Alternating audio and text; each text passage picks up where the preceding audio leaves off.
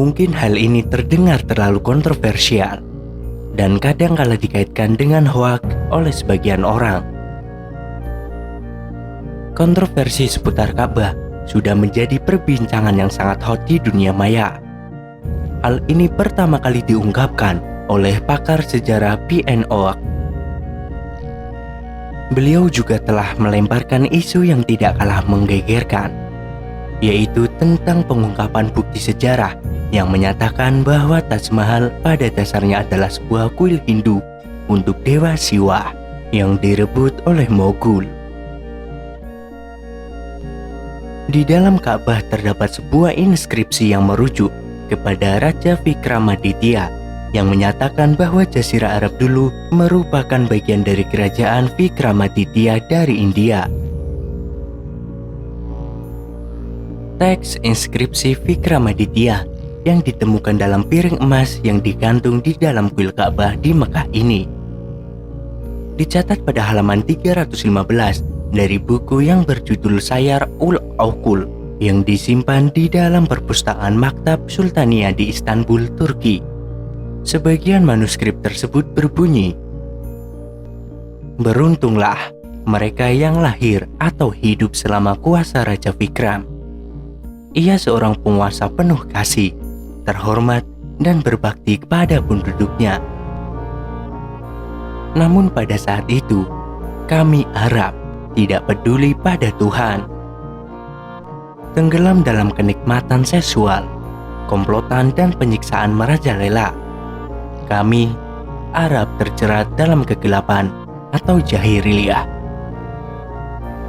Namun pendidikan yang disebarkan Raja Vikramaditya tidak mencapakan kami, orang-orang asing yang menyebarkan agama sucinya di antara kami dan mengirimkan ahli-ahli yang kepintarannya bersinar seperti matahari dari negara-negara kami. Hal ini menunjukkan bahwa kerajaan yang berpusat di India pada masa lampau juga meliputi Jazirah Arab.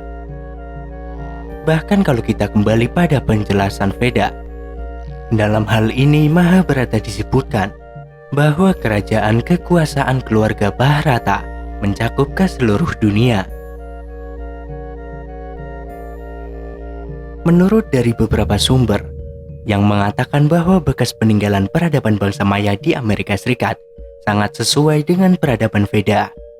Hal ini ditunjukkan dengan kesesuaian sistem pemujaan, sistem astronomi, dan astrologi mereka yang ditulis pada tahun 300-200 sebelum Masehi. Sebuah laporan dari Rusia juga menyebutkan bahwa di sana ditemukan sebuah arca yang berbentuk menyerupai babi yang mengangkat benda bulat di moncongnya. Hal ini sesuai dengan kisah Vahara Avatara yang berwujud babi besar yang mengangkat bumi kembali ke posisi edarnya. Di Kuwait juga ditemukan sisa-sisa arkeologi berupa pelat emas yang bergambarkan Ganesha yang membuktikan bahwa peradaban Veda pernah ada di sana. Keberadaan Hindu di Eropa juga diperlihatkan dengan dikenalnya lambang Hindu, swastika. Hal ini juga dibenarkan oleh seorang arkeologi Jerman, Heinrich Schliemann. Mungkin hal inilah yang juga mempengaruhi Hitler dalam menyalahgunakan lambang swastika sebagai lambang Nazi. Di samping penyalahartian arti kata Aryan dalam literatur Veda yang digunakan oleh Max Muller. Kembali ke masalah peninggalan Hindu di Timur Tengah, di Istanbul, Turki. Sebuah perpustakaan termasyhur bernama Maktab Sultania mempunyai koleksi terbesar literatur Asia Barat. Di bagian literatur Arab dalam perpustakaan tersebut terdapat sebuah antologi sajak-sajak Arab purba. Antologi ini disusun pada tahun 1742 Masehi di bawah perintah Sultan Salim yang terbuat dari harir, semacam sutra yang dibuat untuk menulis. Setiap halaman memiliki pinggiran yang dihias dengan kertas emas. Antologi itu dikenal dengan nama Sayar-ul-Uqul dan dibagi dalam 3 bagian.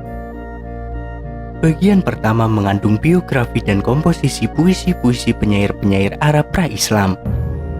Bagian kedua terdiri dari kesaksian dan sajak-sajak penyair dari periode yang mulai tidak lama setelah zaman Nabi Muhammad sampai akhir dinasti Bani Umayyah. Bagian yang ketiga adalah tentang penyair-penyair sampai zaman Khalifat Harun al-Rasyid. Abu Amir As-Samai, penyair Arab yang merupakan penyair utama Kesultanan Harun al-Rasyid, menyusun dan mengedit antologi tersebut. Edisi modern pertama, Syair ul Uqul, terbit di Berlin tahun 1864. Edisi berikutnya diterbitkan di Beirut tahun 1932. Koleksi ini dianggap sebagai antologi paling penting dan berotoritas dalam sajak-sajak Arab purbakala.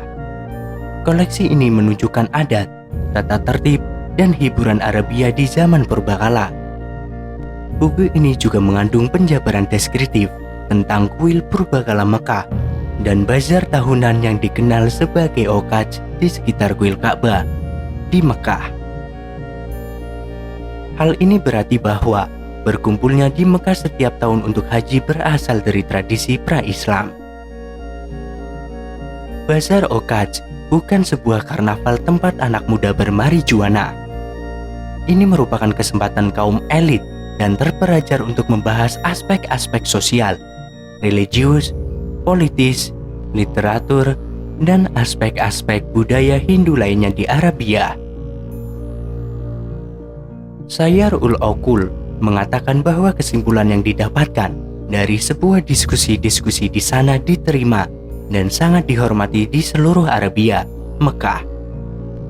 Oleh karena itu, mengikut tradisi Varanasi dari India, kuil-kuil utama Varanasi di India dan di Mekah atau Arabia adalah kuil-kuil Dewa Siwa. Ciri terpenting dari praktek pemujaan Dewa Siwa adalah adanya lingga yang biasanya berbentuk baju hitam yang lonjong dan yoni sebagai alasnya. Batu Hajar Aswad yang disentuh dan dicium saat menunaikan haji sangat sesuai dengan bentuk lingga Shiva. Apakah berarti batu itu awalnya adalah sebuah lingga? Raja Vikramaditya memang terkenal penyembah Siwa di Ujjain, India, ibu kota Vikramaditya. Ada kuil Dewa Siwa yang terkenal Mahankal yang diasosiasikan dengan Vikramaditya karena menurut manuskrip Vikramaditya, dia adalah penyebar agama Hindu. Dengan demikian, apakah bukti ini dapat menyimpulkan bahwa Raja Vikramaditya adalah pendiri kuil Siwa yang sekarang disebut Ka'bah di Mekah? Kenyataan lain juga perlu digarisbawahi bahwa bahwasannya di India, Dewa Shiva sangat diidentikan dengan simbol bulan sabit yang terdapat pada ikat rambutnya.